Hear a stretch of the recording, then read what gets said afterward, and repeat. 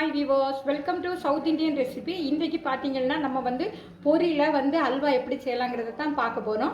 பாருங்கள் எப்படி அருமையாக அந்த நெய் அப்படி விட்டு வருதுன்னு பாருங்கள். இந்த அல்வாவை எப்படி செய்யலாங்கிறத தான் இந்த வீடியோவில் நாம் பார்க்க போகிறோம். வாங்க பார்க்கலாம்.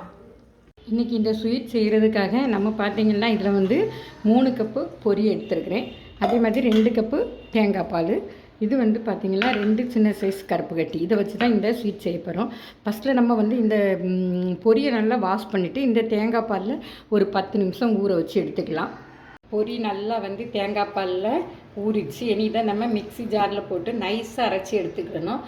பாருங்கள், கருப்பட்டியை நான் பாகு எடுத்து நல்லா பாகுனா அதை கரைச்சி எடுத்து ஃபில்டர் பண்ணி வச்சுருக்கிறேன். அதை ஆறட்டும். நைஸாக பொரியை அரைச்சி வச்சாச்சு. இப்போ இதோட நம்ம வந்து வடிகட்டி வச்சுருக்கிற கருப்பட்டி பாகு இதை வந்து நம்ம நல்லா மிக்ஸ் பண்ணிக்கலாம். மிக்ஸ் பண்ணி ஒரு பொரிக்கிற சட்டியில் 2 டேபிள் ஸ்பூனுக்கு நெய் எடுத்துருக்கிறேன். கொஞ்சமாக கேஷ்யூ நட். இப்போ இதை நம்ம சிவக்க வறுத்து எடுத்துக்கலாம். முந்திரி பருப்பை நல்லா சிவக்க வறுத்து எடுத்தாச்சு. இப்போ இனி வந்து இந்த நெய்யில் நம்ம கரைச்சி வச்சுருக்கிறத கலந்துடலாம். அதில் அடி பிடிக்காமல் நம்ம மீடியம் ஃப்ளேமில் வச்சு இதை வந்து ரொம்ப கலந்துக்கிட்டே இருக்கலாம்.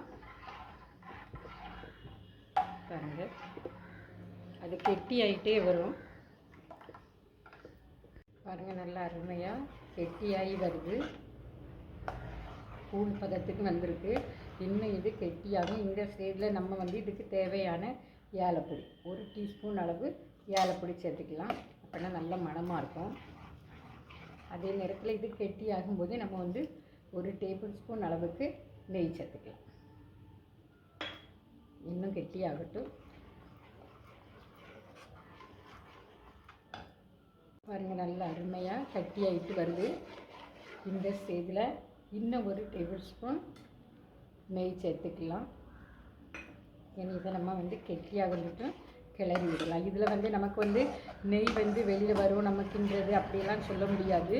பட் இது வந்து அந்த பொரியோட மாவுலேயே சேர்ந்து இருக்கும்போது சின்ன பிள்ளைங்களுக்கு முதற்கொண்டு இதை நம்ம வந்து கொடுக்கலாம். பொரியும் கருப்பட்டியும் தான். இதில் என்ன பொரி, கருப்பட்டி, தேங்காய் பால் தான் சேர்த்துருக்குறோம். இன்னும் கொஞ்சம் கெட்டி ஆகட்டும். இந்த ஸ்டேஜில் நம்ம வறுத்து வச்சுருக்கிற முந்திரி பருப்பு சேர்த்துக்கலாம். சிவப்பு அருமையாக வறுத்து வச்சுருக்கோம், சேர்த்துக்கலாம். இன்னும் ஒரு 5 மினிட்ஸில் கிளறி விடணும். அப்படின்னா இது வந்து அல்வா பதத்துக்கு நல்லா சுருண்டு வந்துடும்.